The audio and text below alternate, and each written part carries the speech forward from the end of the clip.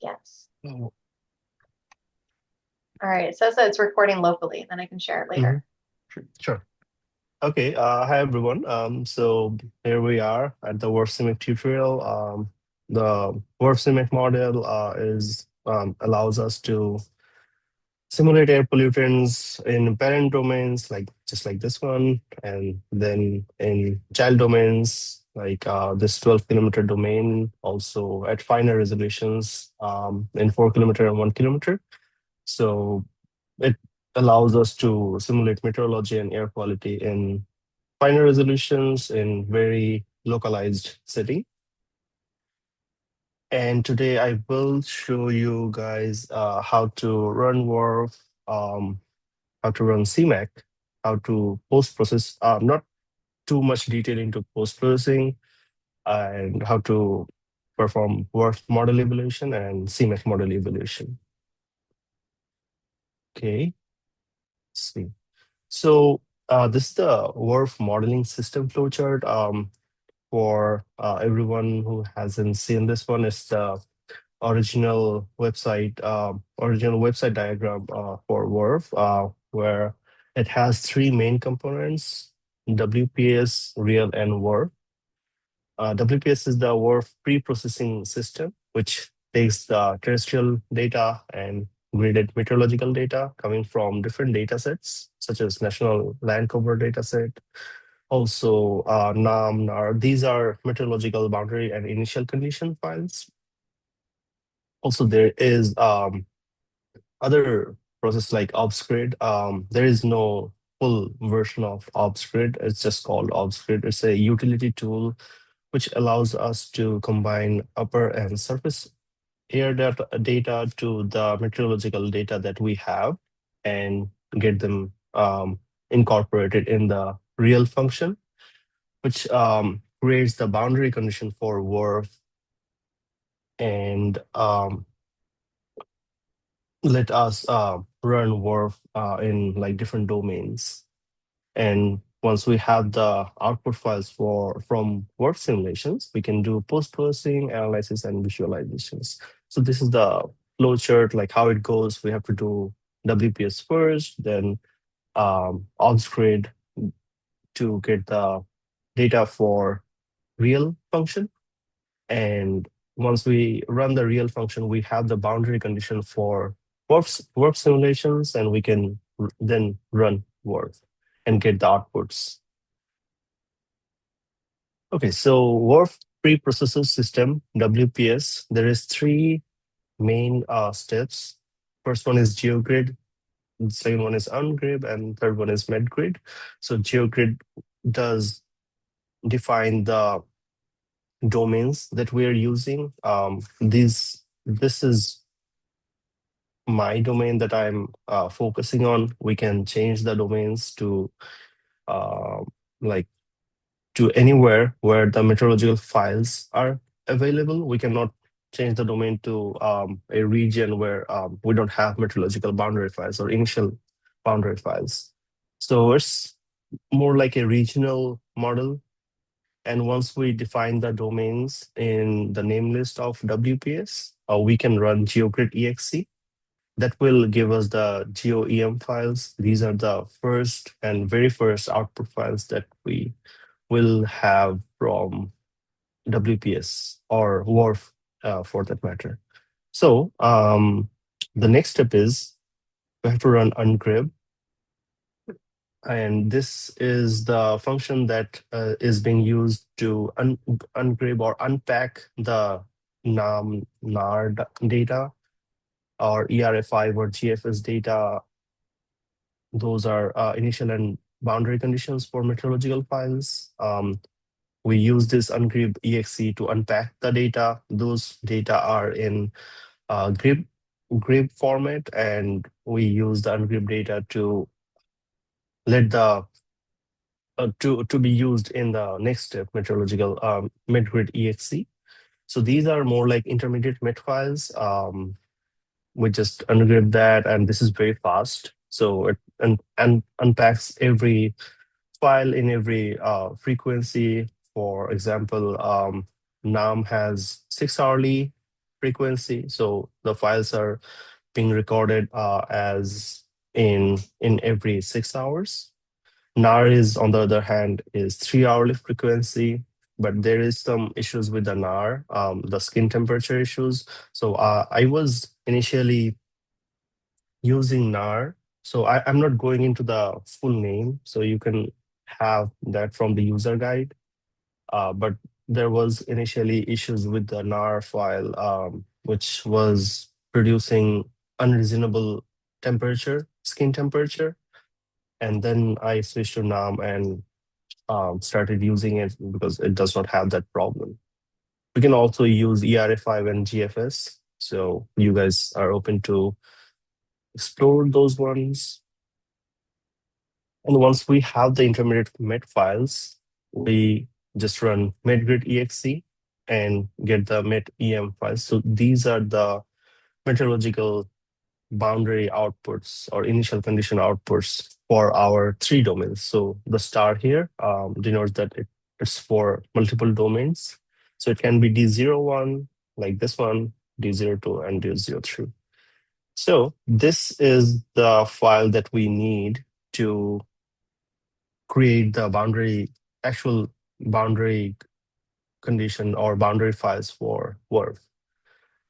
But we can also use the obfuscate option that I'm going in details in a minute. But this is the file that we can readily use in realxe function and create boundary conditions for WRF and run WRF.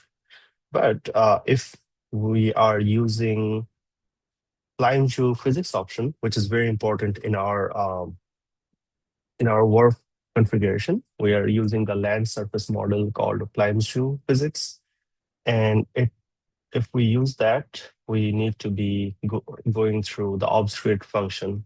So the obfuscate function basically um, combines the upper air and surface observational data sets to the met files that we just created. So it's more accurate. And to do that, we first need to download the upper and surface observational data from the data sets specified in the user guide. So there is specifically two data sets, and we can use predefined scripts to download those data. The locations of the scripts are always included in the user guide. So you can just go there, change the dates, and submit the job script. It will download the data set. So then you need to combine those data sets into a single file called RDA OBS and start making intermediate 3 hourly obs files. So those files will need to run the obs grid in addition to the met em files that we just created from the previous step of metgrid.exe and those ops files. So once we have these and these, we just link them in the obfuscate folder or obfuscate directory and run obfuscate.exe. One thing to note that always use job scripts instead of directly running the script in the terminal or in the Quest, so that if you turn off your computer or like the job is the connection is gone or interrupted, the job will not be killed. Also, you can run obfuscate because it takes so much time. You can run obfuscate simultaneously. You can just revise the name list for the obfuscate, and just one thing is needed to be revised, the domain. So you can just revise the domain, and once you submit one obfuscate, so for domain one, for example, once it starts creating the met OA files and WRF SFDDA files for like first hour or second hour, yeah, go ahead, Victoria. I'm so sorry. So you mentioned that ops script takes a really long time to run. Do you have an idea of like how long it might take Yeah, for I'm sure it's different for each domain. Or no, you just run it yeah. for all of them. Yeah, I mean, for domain one, it takes the longest time. Generally 2 days, like max Wow, for 1 month. Yeah, so it's really like really slow for like coarser resolutions, but for lower resolution, oh sorry, for finer resolutions, it takes like about like 6 hours. that's great. Thank you. And that's why it used to be run like one after one, and that's why I changed the whole or not whole, I changed the methodological approach to run simultaneously so that you have all the mid OA files and WRF DDA files for all domains at once. So once the domain one finishes, you will already have the domain two and domain three. So the trick is first, start the domain one, let the domain one create those files, the even the first hour of files. So you will see files like the presence of files in the obfuscate directory. And once they are created, you revise the name list with domain two and submit the obfuscate script again. So it will then read that time of name list from that directory and start the domain two process. Similarly, once you have domain two files, you just revise the domain three, revise to domain three in obfuscate name list and submit that. So the three, there will be three jobs, three separate jobs creating files simultaneously. And it may seem like it's not straightforward to like imagine how that goes, but once you hit to the user guide, you'll see that it's pretty like straightforward. And I will be referring to the user guide because I'm not going to the user guide today. It all will be in this PowerPoint, but I'll just refer the user guide where it is, how can you run it, and how to get the best out of it and like shortest time possible. Okay, so once we have the mid OA and WRF SFDDA files, it's pretty simple from here. We just need to link them in the WRF run directory. This is the main directory. There is a couple others. So there is also main two, main three, main four. Similarly, basically the same. So if you ever need to run real exe for different timelines, let's just say for 2024 January, 2024 April. So you don't have to wait for one real exe to finish. You can use the other build directories and just link your files and submit real exe in different build directories so that you save time. So it's pretty simple to link the MET-OA files and WRF SFDDA files. The command of how to link the files will be in the user directory. It's pretty simple, ln-s, then the directory name, directory pathway to these files. And we have to revise the name list input before the real exe, although the real exe will only consider this portion of the run, but since we are running WRF afterwards, we should just be revising all of these. Also, I think it will take consideration of the domains because it will create the boundary conditions for specifically for these domains. So how to revise the name list input and which name list input fields to revise? First of all, we need to revise the time control for the days of our whole run.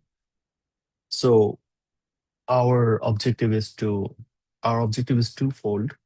First one is run a spin up simulation for 10 days and then run a final simulation for whatever days we are interested in. It can be 1 month, it can be 2 months, 3 months. So, but in really exe, we need to specify the total days from start to finish. For example, it's simulating 2023 January. So we start from December 23rd to February 2nd. So we leave some days, some extra days in the end as well. And this will also ask for interval seconds. So these are in seconds, and this is in 6 hourly frequency because we used NAM meteorological files in 6 hourly frequency. And it will also, you don't have to change it, but it's good to know that the history interval, it will write the history or WRF restart file in every 60 minutes. And there will be total 24 hours of data in each file. So it will be 1 days of data. There will be 24 time steps, and the output files will be in, there will be 24 hours in each WRF output files. And for EXE, we don't have to turn this on, the restart. And the other ones are, we don't need to touch or change. We do have to change if you decide to run without the ops grid files. You just you decide to run it with the met em files. You have to specify them here, because it will be reading the file name as this is. So if you decide to run with met em files, you just need to omit the OA section or OA portion. And yeah, I mean, this low input file, it will be also the same as interval seconds for other WRF boundary conditions. Is it And yeah. possible to change the temporal resolution, or would that screw everything up? So yeah, it's possible because I have seen, you will come across a paper of Anna Torres. They used non-meteorological boundary conditions for 6 hourly, but they produced the WRF boundary conditions for 3 hourly. So you can definitely change them. So to like avoid like complexity, I kept the interval seconds, but you can always play around. I'm pretty sure like you can change them Okay. in here, even if you're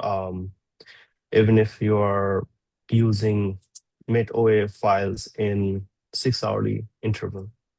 Okay. So Thanks. that's something to keep in mind, like which interval seconds we can change, because WRF reads the met OA files for that specific time step. So play around with the interval seconds, see if it goes through. So that's when you know for sure, like these are the interval seconds I can change and the WRF will still go through.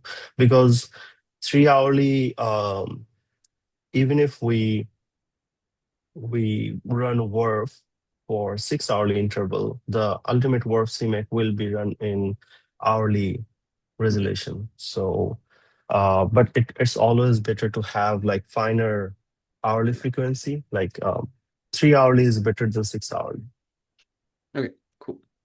And when I say like the real EXC will take consideration of this portion, that's yeah, I misspoke. The real EXC will actually take consideration of the domains, because it will create the WRF boundary conditions, FDDA, that is forward analysis something, so the DDA something. So, and WRF input, this is very important, and low input. So all these files will be specifically created with these settings. So these are like domain specific settings that we can retrieve from the nameless WPS from the WRF preprocessor system. When we defined this kind of like domain range, like start and end indexes, also which will be the parent domain, which will be the child domain, and the finest domain. So we can retrieve all this information from the WPS. The thing that we won't find is the time step. So it's normally 6 times of the resolutions. So for example, of the parent domain, so for example, we are considering the 12-kilometer domain as parent domain. And if we multiply it with 6, it's 72. So that's the max. So we can reduce it to let the model run slowly. So but 60 is pretty standard for 12-kilometer domain being parent. And then all of the 3 columns we see here, it's like relative to the parent domain. So it's the parent ID 111, 112. One is saying that the parent is this domain is dependent on the parent domain. So you can check them out, but it's you don't have to change them at all. Parent grid ratios, it says like what is the ratio of the um, dx and dy, so the range of the extent. So for 12-kilometer, the 4-kilometer will be 1/3, and the 1.3-kilometer will be again 1/3 of 4-kilometer. So we have to keep in mind that this third column is calculating things based on the second column and not the first column. So second column is the parent domain for this one. And I parent start, J parent start, these are like the extent of the indexes, I and J, from the domain that we defined. So you can play around with those numbers to see like if you can focus on any other part of US, you can definitely do. And I have played around with them and like defined domains in California as well. So for California, we don't need to go that far, like 206. We just like there will be 50 or 40 here. So like you can define your own domain and then run WRF. So and it because we are focusing on Chicago right now, these are the settings. And yeah, I mean, these are pretty standard and pretty basic for the domains that we will be using. You don't need to change them, but if you decide to do, you can certainly change them. And I say an anecdotal point to make with that. Um, when you're working with this nested domain, in my experience, you do need to be wary of like how close your boundary conditions are lining up to those nested Mhm. values, because you can get some interference. And so if you're wanting to like say do California, you do also need to be cognizant of like where's your 12 domain, where's your boundary conditions from like NAM, where's your nested domain, and have enough space in between.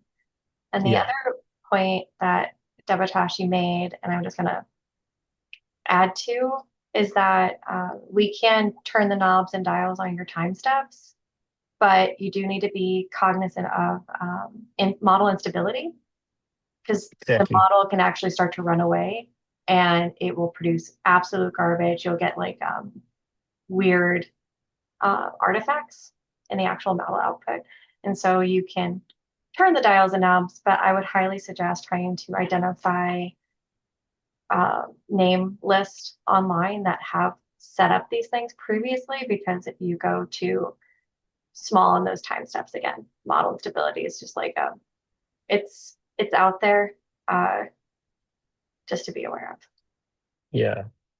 Yeah, I agree. So that's something that I was planning to talk about. Model stability is too much important in WRF and even in CMAQ. So like not all time step setting will work. Yeah, So it and I think will, and you made a note in your like your guide as well, so I'm yeah. uh, just hammering Okay. the point home. Yeah, I will do that. Okay. Yeah. So normally, I do need to I think from my experience, what I have seen, if we change the time step, to a lower number, the model will stabilize instead of like destabilize, but it will run super slow. And it goes with any time step. If we reduce the time step, it will be super slow and the model will be more stabilized. But if we increase the time step to like, it will not work with 12 kilometer, say like we have a 36-kilometer CMAQ run or WRF run.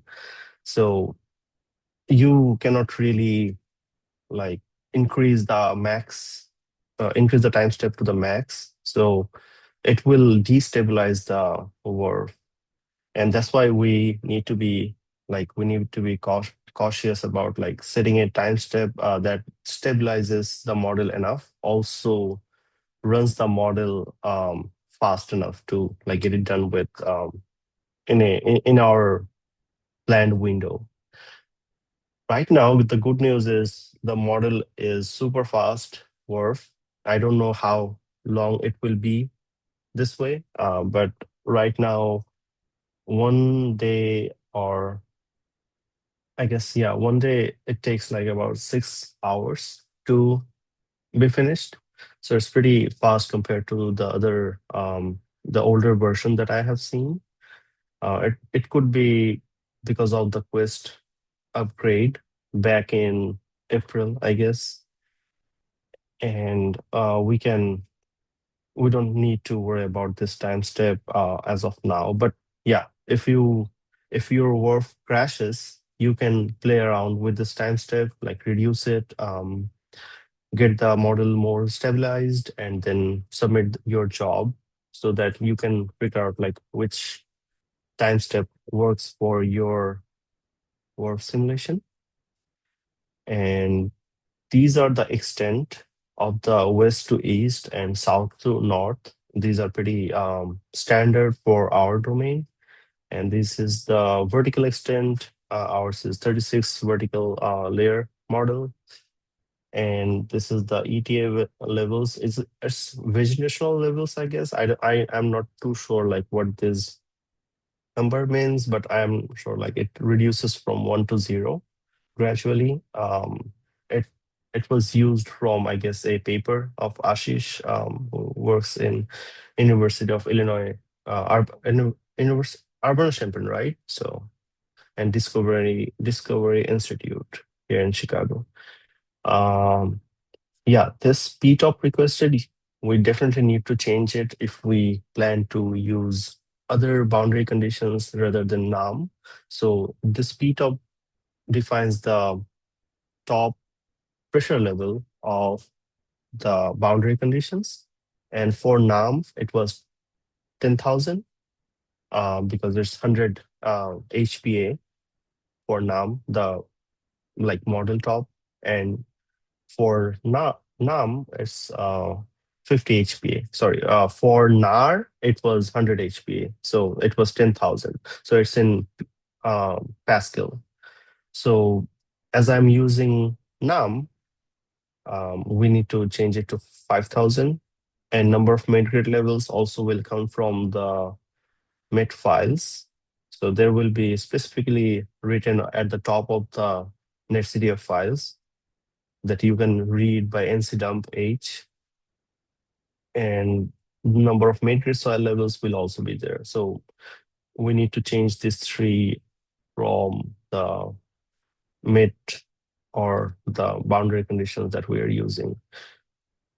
And this is the resolution in meters: 12,000, 4,000, and 1333 meters.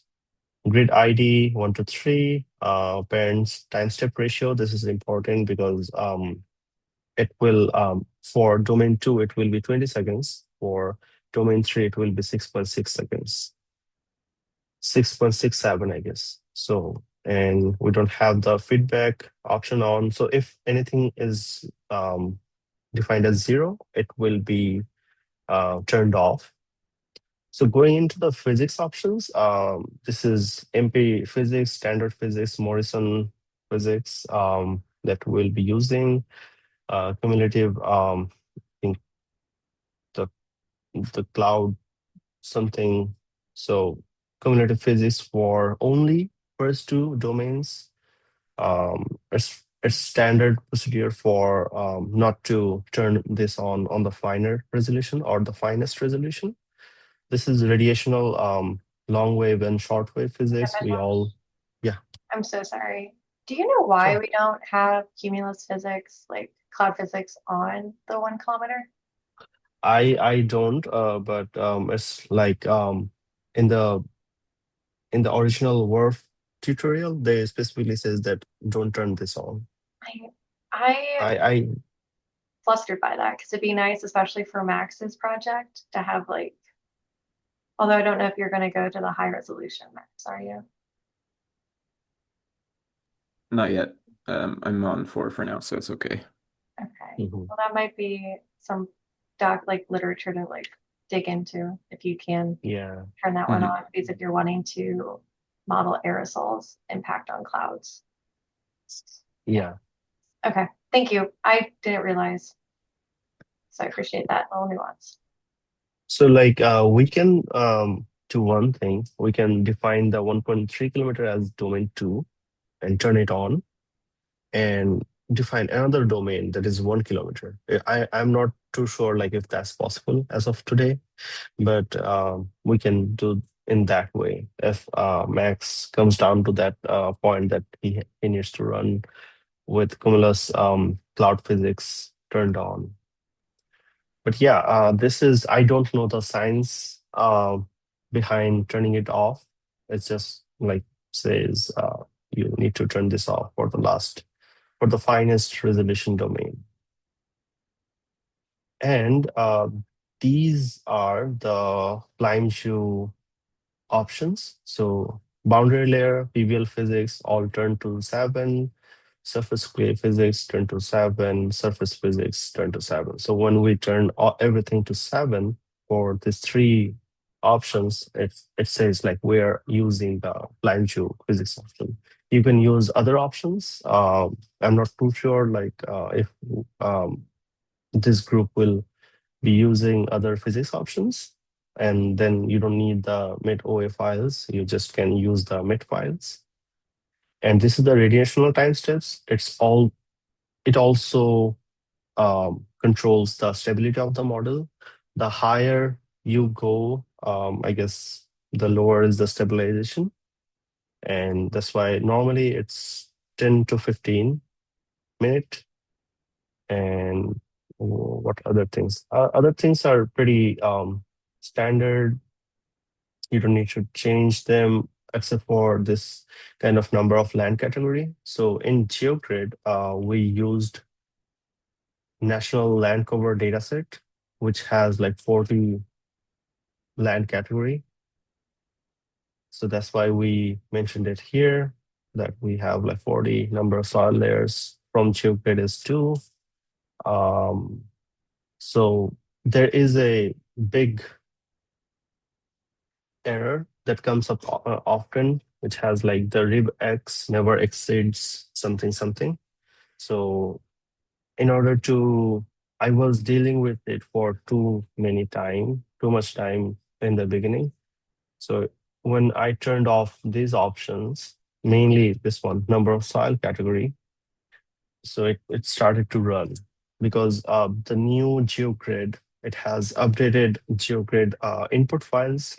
It's like name list or configuration settings that is significantly different than the previous versions where the number of soil category was 4. So right now it has 17. So it reads different values from those files, and I'm not going to go too much detail onto that, but make sure like if you don't turn it on, the model will automatically retrieve the number of soil category from the GeoGrid files. If you turn it on, it will come up with the regex error. That's why my real exe name list, because it was the biggest issue that I was not sure how to overcome with. It says like the name list says the regex solved than my initials. So you just need to either turn it off or define the exact number of soil categories. And for real EXE, we don't need to do anything about this one. Plime-Shoe soil moisture initialization.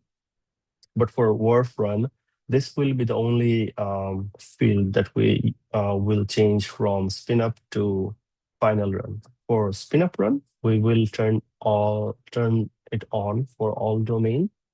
And for final run, we will turn it off. It's because we need the model to stabilize the soil moisture for the first spin up days, and then we don't need it. We turn it off and run the final WRF run. This is the FTDA options. I forgot the GTA. So I know the forward something analysis. We turn it on for all domains for grid FTDA, then surface FTDA on all. Plime-Shoe soil nudging will nudge the soil moisture in all domains. These are the interval minute 360, which is 6 hours. And the end hour, you don't need to worry about it. It's basically saying like it does not end. And the grid FTDA in name, what will be the output name. So you can either change them or keep it as it is. You don't need to change it. Same thing, end hour does not end. Interval seconds, 360. So if you decide to reduce the frequency from 6 hour to 3 hour, these are the fields that you need to change to 180. So it was 180 in the older model, which used the NAR meteorological files, which was 3 hourly. But since I'm using NAM in 6 hourly frequency, I changed all the intervals to 360 just to be safe, just to be like consistent. But reviewers will definitely ask, hey, why did you go with the 6 hourly interval? So yeah, that's something I plan to think about in future. There is no PPL nudging for wind component temperature or mixing water vapor mixing ratios in the planetary boundary level. So we all turn it on. So it says like if there is no nudging, turn it on. So that's why it's all turned on. These are the values that generally is being changed. So these come from either published materials or it's kind of arbitrary at this point. So it also controls the model stability. So the lower number you can define here, the model will be more stabilized. But reviewers will also ask about this kind of values, like how did you come up with those values? So my initial plan is to explain that our previous study used this kind of values, but we reduced the value. So initially it was 0.0003 for wind component and temperature, and I reduced it to 0.001,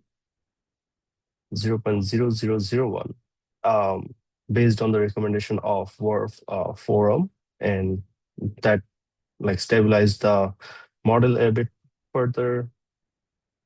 I don't think there is any more fields to revise here, but for our standard work simulation, it should be good. You don't have to change it, but it's good to know like if we reduce it, for example, like from 0001 to 00005, so it's making it half.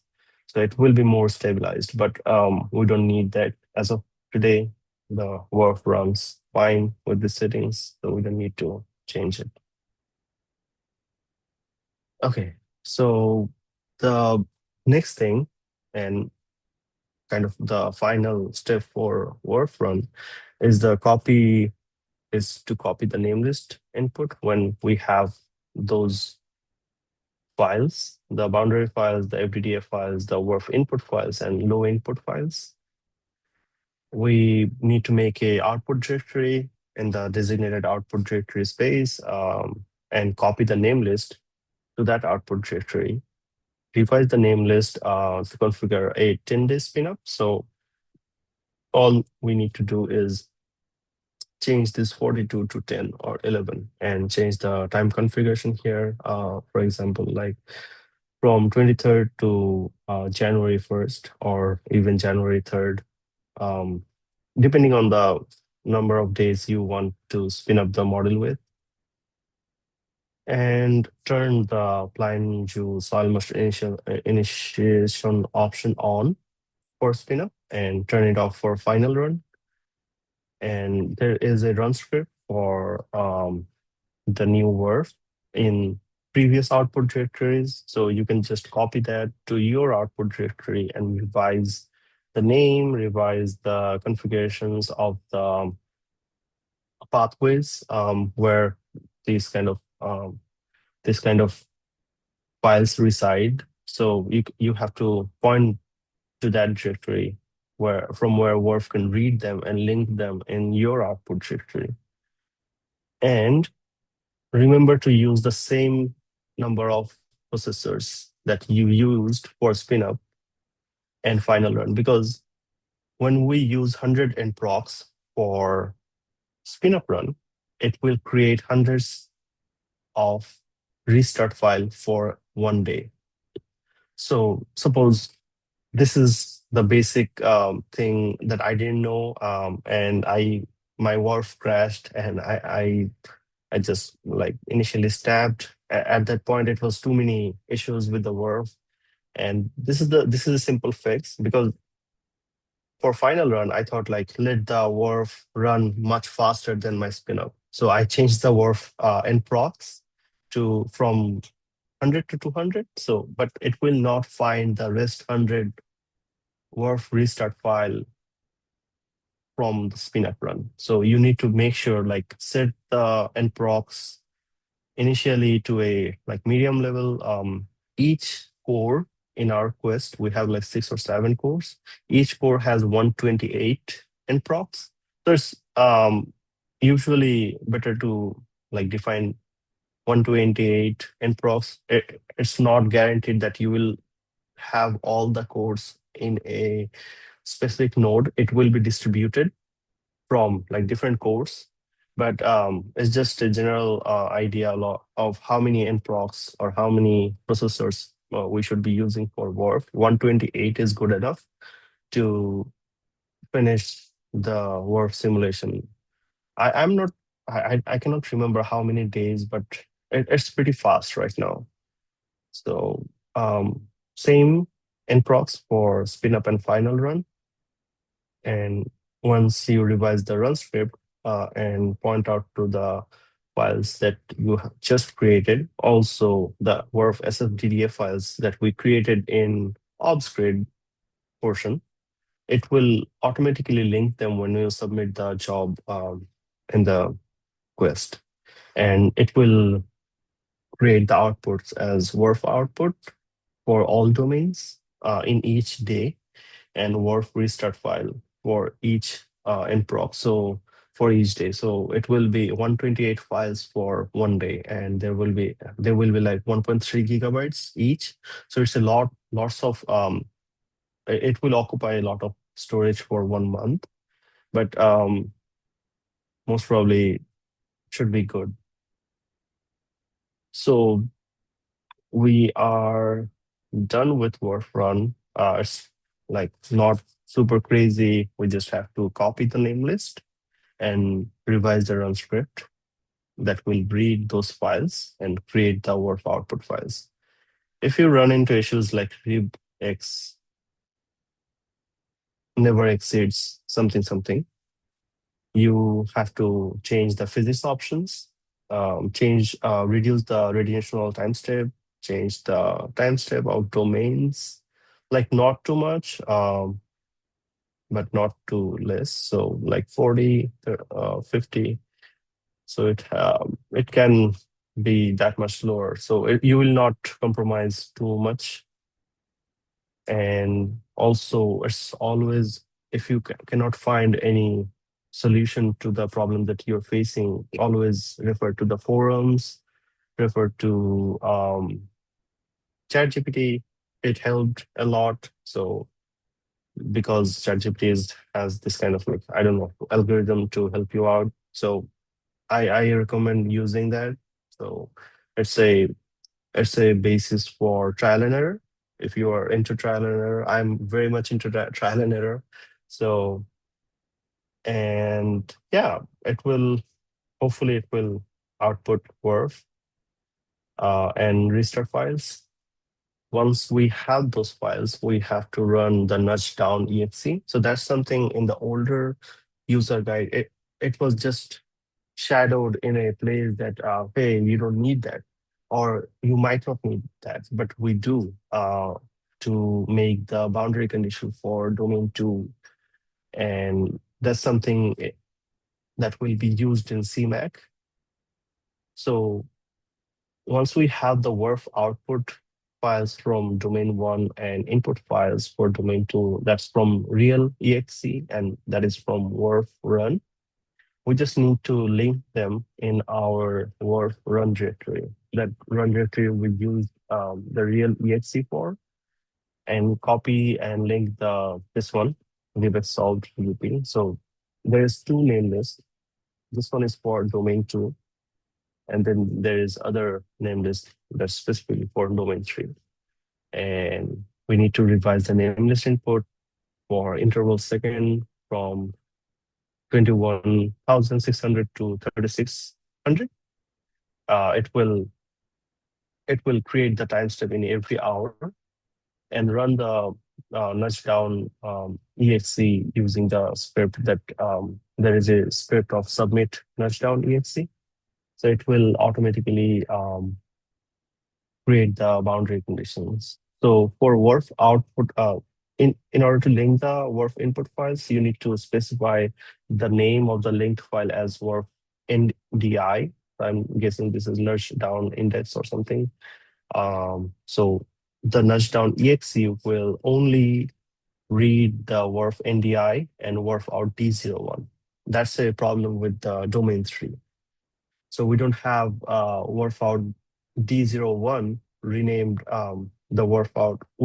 In domain 3, we need to use the WRF out D02 files, but renamed as WRF out D01. So that's something that I have put in the user guide, like how can you link the files and change the name. So it will link all the WRF out D02 files, but the actual name in the file will be WRF out D01. It's just a simple quest command. And we also need to link this input file that we got from real exe as NDI D02. So that's pretty simple because there's just one file, but it's not as simple as for this one because it has like 31 or 32 files for the whole month. So once we have that, we need to use the name list input for nudge down 3. And what it basically does is it relies on the parent domain. In this case, you can see there is only 2 columns. The first column is the 4-kilometer domain. The second column is the 1.3-kilometer domain. And everything is basically the same. So it will create the boundary condition for domain 3 and WRF input for domain 3. So we don't really need the WRF input domain 3 nudge down. We need domain 3 or domain 2 when running CMAQ, but we definitely need the boundary condition for domain 3 and domain 2. So that's something that we need to have before going to the CMAQ.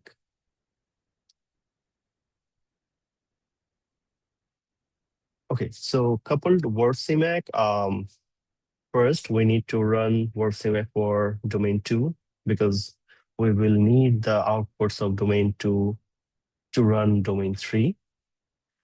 we need to run metrology chemistry interface processor, which is also known as MSIP, to create the grid description, macro, 2D and 3D files, made body files, etc. So these are metrologically informed chemistry files, CMAQ ready chemistry files. And we also need emission files, which Victoria handles this part with smoke. We also need smoke merge dates, very important because the CMAQ crashes if the dates don't match for specific domain and configuration. So we need emission files for domain 2. We need emission files for domain 3. It's totally separate. And also, once you like dive into the model simulation step, we also need emission files for baseline and sensitivity, like implementing a low NOx rule or like policy scenarios, things like that, or wiping out emissions from pre-2010 vehicles. So things like that. So we need emission files for that specific domain for the specific configuration of the scenario that we are trying to simulate.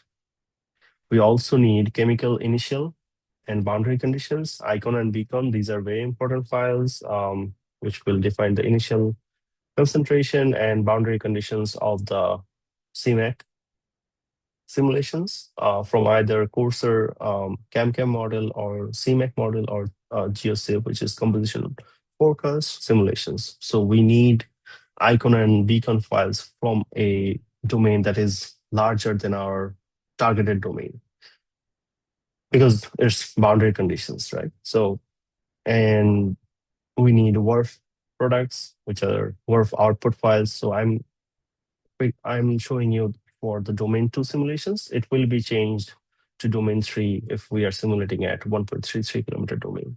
So WRF out files, boundary condition files, WRF input files, FDDF files, low input files, SFDDF files, and WRF restart files. And lastly, we need lightning and surface files from Cursor domains. The files specifically we need are lightning, base emissions, which is biogenic emissions, normalized base emissions, and ocean file, which includes the dimethyl sulfide and chloride variables. So our regular ocean file in CMAQ or the things that we previously used does not have these two variables. So I do have a 12-kilometer file that includes those. It's from a forum. So once we have all the necessary files for parent domain, for example, like 12-kilometer, we can use we can regrid them to our domain using the grid description. So this grid description is very important. This is the only file that defines your domain in CMAQ, and it will be also used in every step of creating lightning, base, ocean, surface files. And we all need these 3 files for the CMAQ to run. We don't really need the ocean file to be included to have DMS and CHLO, but it's always better to have those variables because we have a lake in between. So I don't know like how much DMS and CHLO are in Lake Michigan, but normally it's a characteristics of ocean. Okay, so these are the steps. The first step is MSIP. The scripts are here. Always make your own copy of the scripts so that you don't overwrite anything that's already here.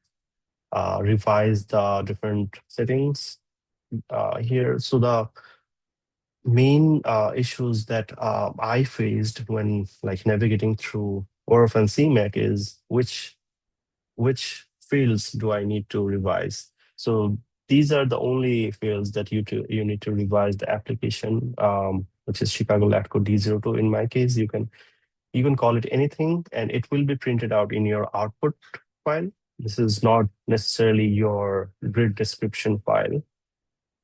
And this is the coordinate name. We are using the um, Lambert conformal procedure for our coordination, and this is 40 to 97 west. I'm not too sure like how it's named with the.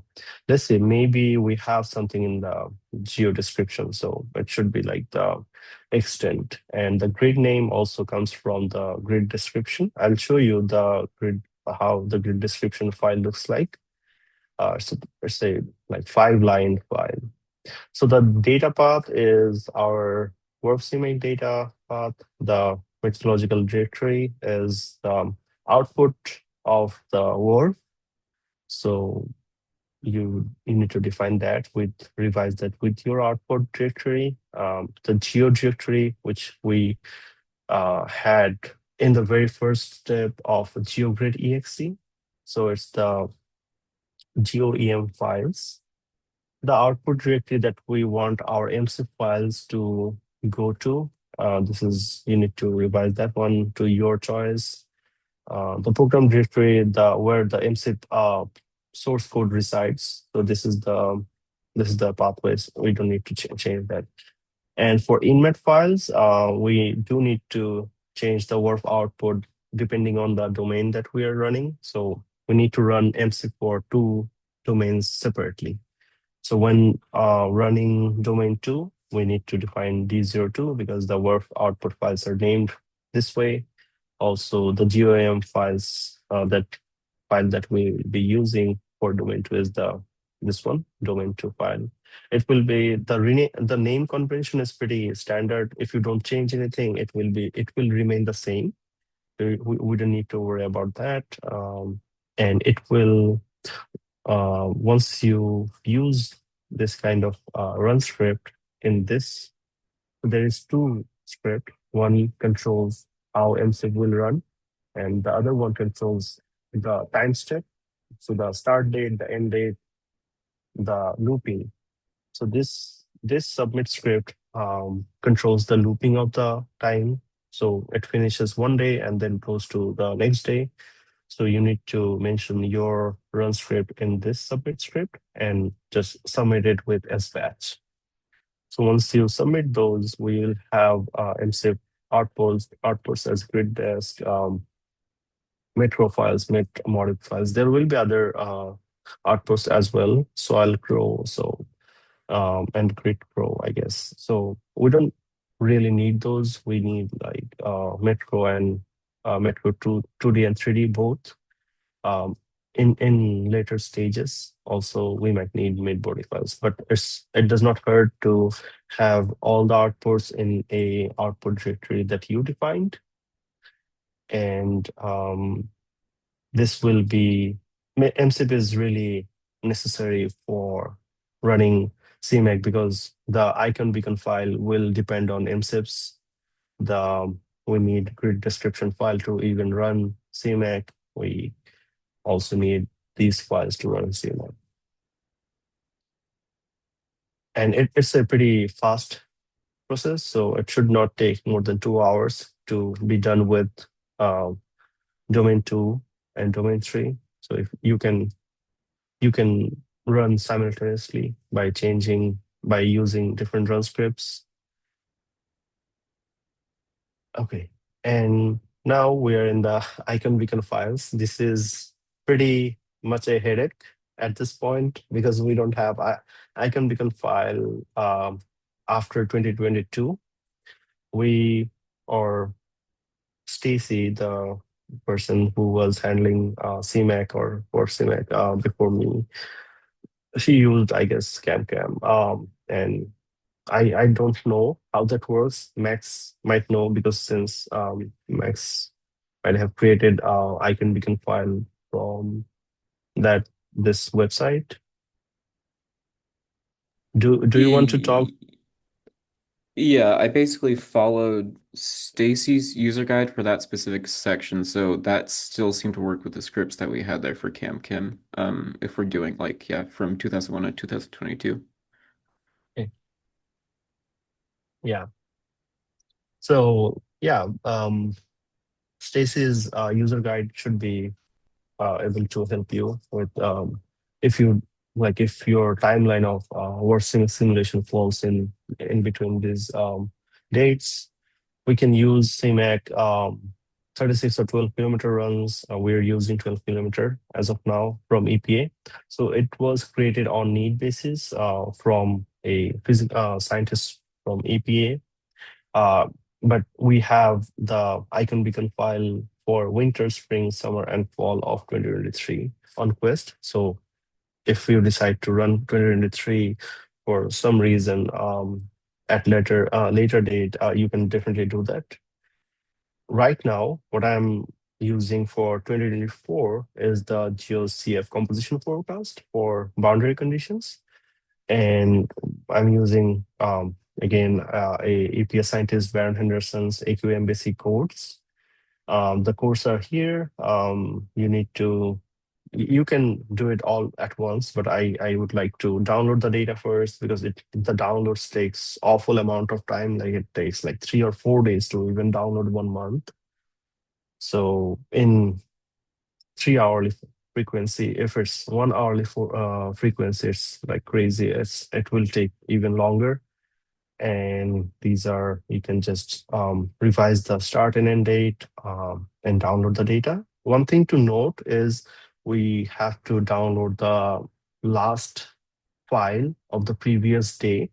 For example, we are trying to run WRF from 2022, or sorry, 2024 April or March 22nd. So we need to download the data from from March 21st, the last hour of data. So, and based on the frequency. So if we're doing 3 hourly frequency, it should be the 21st hour and 30 minutes. So the GeoCF files are in 30-minute interval. So we need to download the last file based on the frequency. So if we are using 6 hourly frequency, it should be like minus 24 minus 6 plus 30. So the last file that is available based on the frequency.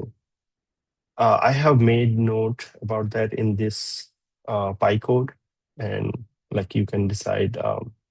And we also need the very first data for the next day of the last date. So for example, for 2024, if our last model date is May 2nd, we need May 3rd's first data.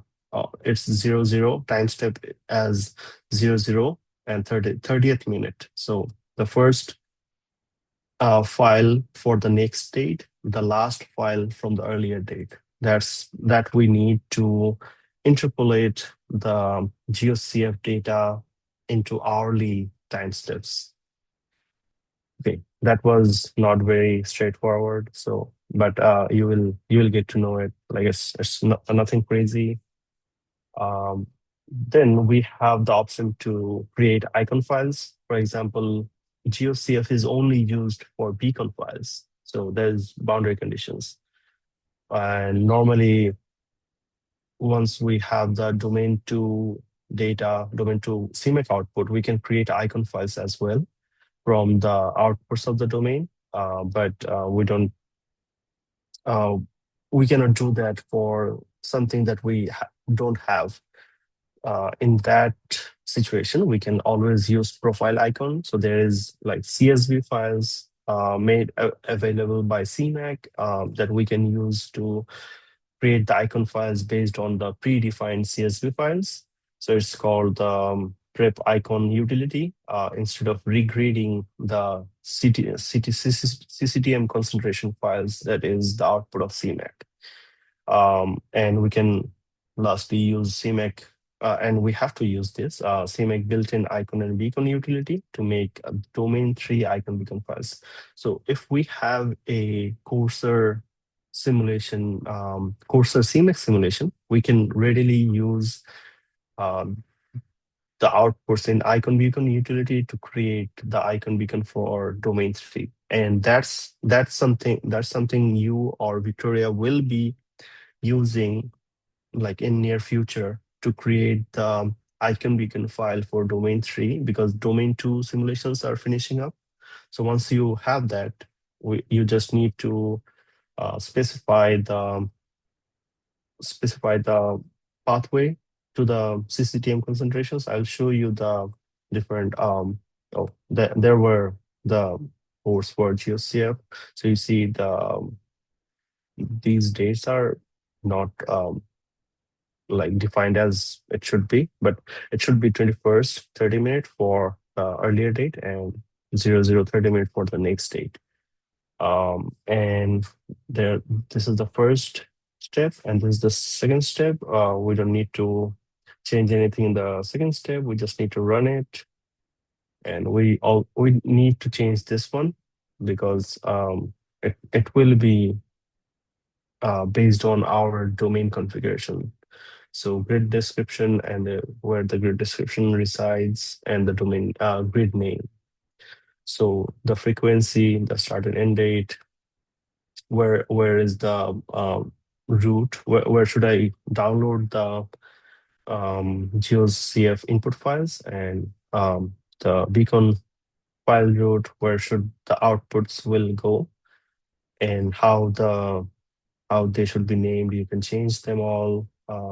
You can figure out like what you would want to call your beacon names. This is pretty standard. You just need to change this to root directories, and that's all you need, and change the start and end date and submit the second part, which interpolates the GeoCF input data into our domain and into each hourly interval. So I know it's over like over 1 p.m. So let me know, because there is like much more things to show. I do have time for the next hour. I'm not sure like where's the situation of all of you. I'm good until like 2. Okay, Yeah, well, okay, um, sounds good. Yeah, same here. so I have a quick question before we move on past this slide. Hmm. This is so Yeah, important, and I know you're presenting this as like very straightforward, but I know this was a headache yeah. had to deal with recently. So just to make sure I'm on the same page, so this is effectively just making our like ICBC or BC files for our 4 kilometer, Yeah. or okay.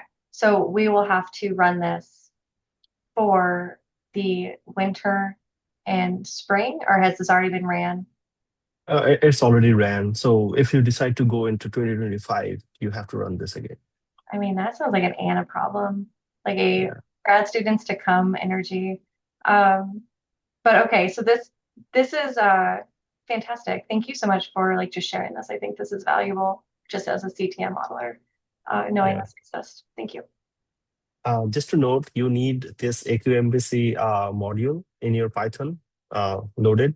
So in your Python environment, I have included the tutorial of Baron, and you can follow that tutorial to simply load the module. It will load a bunch of stuff, and all you need this module package in your Python environment. So yeah, I guess this is for beacon, and for icon we will be using the profile icon, because we don't have any 12-kilometer CMAQ run um, for our dates. So we'll use the profile icon, and I have used them in CMAQ. They are running fine. I don't know how the concentrations will turn up to be. So that's something we can check and decide if we still want to go with GeoCF. But seems like it's pretty common to use GeoCF for the dates that we don't have icon beacon files from CamCam. And who knows, like the person from EPA is Kirk Baker. Who knows, he will have something for 2024 in future. So 2024 and 2025. And we can definitely ask him. We have asked too much. Kirk has been a dream, honestly, the last few Yeah. months, so we appreciate him. Yeah. Okay, so this will give us the boundary condition files, and we'll have also icon files from profile. And this is the icon utility. So there is like two, this one is the icon, this one is the beacon. And you see the icon type I have specified as profile. So it should be either profile or rig read. So suppose we have a 4 km WRF-CMAQ simulation for our domain. We can use the rig read option here and specify our CCTM concentration um, files here, and it will create the initial condition file for the very first date. We can create icon files for every date, but we don't need that. We just need the very first date of icon files. But in for our 2024 simulations, we don't have a 12 km, 4 km CMAQ. We are running 4 km out of like scratch or from scratch. So we use the profile option. Everything else is same. You need to specify your application name. Application name is something that will be printed out in your output. So you like readily recognize what this simulation is. For example, it's the base simulation for 2024 January for domain 2. And you need to specify the grid name from grid description again, grid description file directory here. This will be your, you'll need to change this to your directory. But if you're using Chicago LATCO, like Chicago 4 km Midwestern domain that I have shown in the very beginning, it should be the same, but it's safer to use your grid description file out from MSIP. And we don't need to change any of these. Consider like this option, this IO API option 64, it says yes for icon, but no for beacon, because beacon does not check for or does not need the support of large timestamp records, but icon needs it. So it will crash if you say no. I don't know the scientific reason behind it, but it was used in previous models and being used in current model as well. You need to set your output directory where the icon beacon file will be going in. If it's a rig read option, we are using the 4 km simulation to create icon for 1.3 km simulation. You will need to specify the 4 km outputs, CCTM concentration, then metcro from MSIP, also metcro. This is CRS means course. So metcro from 4 km simulations and metcro 3D from 1.3 km simulations. So when you run MSIP, you need to have both 4 km and 1.3 km, and you will have that without any issues. So once you define that, your icon file will be named like this one. So icon, then application, and then icon type, which is profile rig read in this case, and then the date. And if like there is no coarser CMAQ resolution, we need to use the profile option, and the average profile of the chemical, it's based on the chemical mechanism that we are using. We are using CB6 A7, and this is the carbon bond mechanism, and this is the hemispheric 2016, blah, blah, blah, beta something, something. So this is the standard CSV file. I have created icon file for every CSV, but this is the closest or the specific one that we need to use for our carbon bond version 6 mechanism. And it only needs the Metro 3D file for the finer domain, which is our 1.3 km domain. Oh, this is, no, this is finer domain. Okay, so it should be Mexico 3D Chicago Mexico D02. Okay. Because we are creating a icon file for 4 kilometer, for profile option, 4 kilometer is our finer domain. So if we had a 4 kilometer simulation and creating a 1.3 kilometer simulation icon beacon file, then 1.3 kilometer will be the finer. So we need to specify the domain 2 here because we don't have any coarser parent domain, and we are creating the icon file specifically for 4 kilometer, not 1.3 kilometer. And that's why we need to specify the 4 kilometer file as the finer domain, and the concentration file will be, icon file will be named as such. It's pretty similar with the beacon file. We just need to do everything for beacon. It will not work with or it will work. I have tried like creating beacon file from profile. It does not really turns out great. There is all like uniform concentration all over the domain. So there is only one value in each index, like location. So that's not good. We need boundary condition files changing over the time. So we need temporal and spatial changes in boundary conditions, and that's why we are using GeoCF to make boundary conditions and not going with the profile options. So the only option for beacon will be regrid. We will use the 4 kilometer for Victoria and Max. We will use the 4 kilometer simulations to create the boundary condition for 1.3 kilometer. To create the 4 kilometer icon and beacon, we'll use the GeoCF. I hope that makes sense. So everything is pretty same. Grid name, grid disk, output directory, and CCTM concentration files for the finer and coarser domain. Boundary condition files will be slightly slower. Making them will be slightly slower than icon file because icon is just one file. And we need to specify this script in the submit script so that it reads the date and shifts on to the next date when making beacon for that day is finished. So that's something you will find on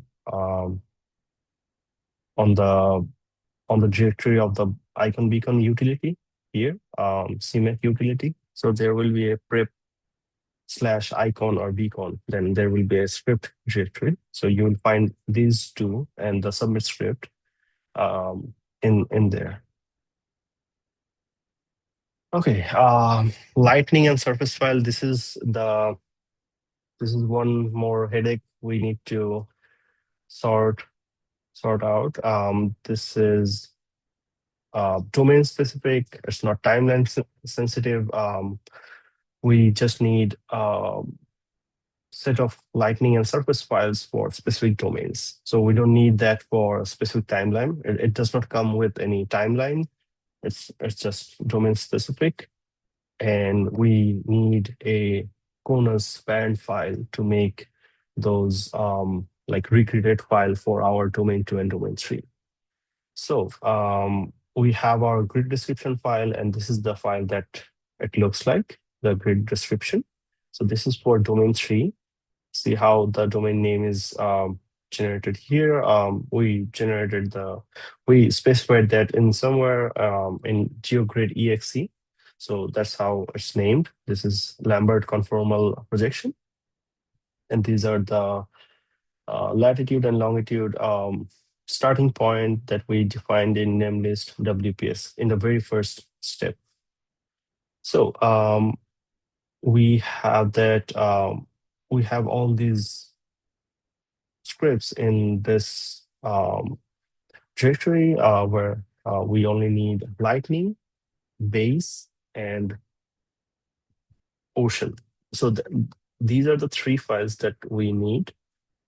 We need to specify the grid description from MSIP, grid name, such as Chicago Natco. So we are creating Lightning or Surface file for domain 3, but we also need to create it for domain 2.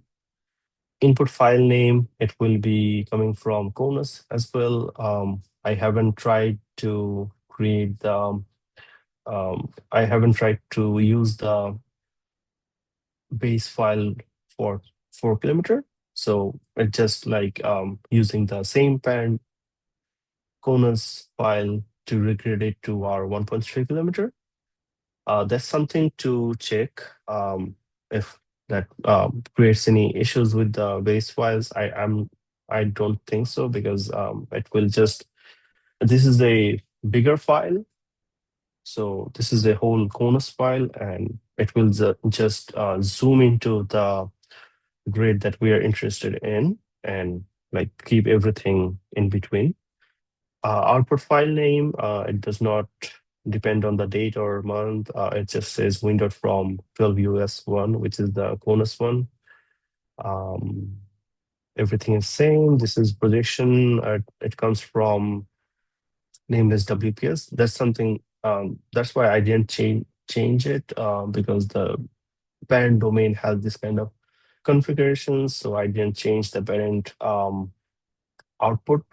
parent input as well. And this is the ellipsoidal range of Earth. Everything is all same. It will allocate all average values. Once you have that, you will have this kind of base normalized emissions. Just to point out, this baseline normalized emission for 12 US1 came from Victoria Smoke. So that's something that will change over the time, I guess, with the smoke version. So except for that, it's pretty easy. Just define the input file name, define the output file name and grid description, and then you can submit the script with the submission script, and it will create the output file within like a minute or two. That's for that applies to both Lightning and Surface files, and this is just a example of the code. Okay, this is CMAQ setup. We need to make a data directory. Here, there is like 2 steps. We need to link every file that we have created: WRF files, emission files, icon beacon files, MSIP files, and surface files. We need to link everything, and then we need to go to the run script and change like different settings. So the first step is making a data directory in this data directory, in this like main data directory. Make a subdirectories of emission, ICBC, MET. These are directory names as well within those directories. So there will be merge dates from smoke. Victoria should be able to provide you with these dates. These are yearly dates for specific months. And we will also store the Lightning in emission folder or directory. Then the ICBC, which will contain the icon and beacon file. The meteorological subdirectory will have 3 more directories, which are MSIP, then WRF inputs, WRF outputs, and lastly surface. So for surface, normally I don't need to recreate surface for every simulation, because there's domain specific. If I have domain 2 files, I just copy them over to the new data directory. And if it's for domain 3, I just copy the domain 3 surface files to that new data directory. And we need to link corresponding files. The user guide specifically says like what files you need to copy in which order, or the order does not matter, but what file you need to link in each directory. So we don't copy I don't copy the files to each subdirectory, because it's more organized. You just like, it's more fast. Like way faster than copying something like hundreds of gigabytes in a directory. It's more organized. It saves tons of storage. We avoid copying the same thing over different directories, and it works just like as a physical file in those directories. So linking is something that I found is heavily used in this group. We don't need the actual files. We just say the system that, hey, the file resides here and you can read it from there. So that's how linking works. Linking is pretty straightforward. Okay, so the next two things marked in yellow, you need to check if your WRF input file that we had from real exe has the same start date as CMAQ icon beacon. For example, we got 2022 icon from or beacon from starting from December 23rd. But initially we started the WRF from December 21st. So WRF input file only includes one time date. And it if it mismatches, it will not go through. Your CMAQ will not go through. So what you need to do is you need to rerun real exe from that start date. Everything will be same. Your like what we need for real exe, we need the meteorological files from ops grid and the surface WRF SFDDA surface files. So that's the only two things, right? So even if we had even if we have the files from 21st, we can run the real exe from 23rd. So run them from the start date of icon beacon. That's the that's more a restrictive file in time and date wise. Also, MSIP does things in a different way. Even if in your general WRF icon beacon or general WRF start date, you start from 21st, the MSIP will create outputs from 22nd. So that's something you always like I always had to do. It's a headache. And I ask you guys to figure out like what's wrong with the MSIP like time start time convention. So if you can figure it out, we'll like save the headache of rerunning the real exe. That's something I didn't or I didn't have the time to dig into it. So I just reran the real exe, made the WRF input files from the next date. And that's where you will see my WRF input file, the directory that I have stored my WRF input file, it has a 1 day after subdirectory. So yeah, that's a headache. And you just need to make sure like your WRF input start date matches the start date of CMAQ icon beacon. Some one other thing to check that if you have the WRF boundary condition, domain 2 for 4 kilometer and boundary condition for domain 3. Sorry, it should be domain 3 for 1 kilometer. If not, we need to run a nudge down program. So that's something I always used to forget that to run domain 3 because for now to run 4 kilometer simulations, all I need is domain 2, and once I have the boundary condition for domain 2, I completely forgot about domain 3, and then I have to come back and run nudge down for domain 3. So it's always smarter to get it done with domain 2 and domain 3 at the same time. You cannot do same you cannot do simultaneous run in the same directory. That's why I have multiple directories of the WRF main like build directory. You can use them. You can create like WRF boundary condition for domain 2 and domain 3 at the same time, but not in the same directory. Okay. And then we need to copy and revise the two-part CMAQ run. This part 1 is huge, and part 2 is like only two line change. So this is something that will comes in part. So, and it has like lots of configurations that you need to change. So I really hope you can like hold your breath with this one. So the version that we are using is WRF version 5.5. The mechanism that we are using is Carbon Bond 6, revision 3, A7, Aqueous. The application, same thing, it will be printed out in your output. You need to specify which WRF directory you want to use. It's always good to use the main one, the input directory of the data. That's the data, and this is my sub directory of the within the data folder. Output directory name, you can change this to whatever you like, but I like to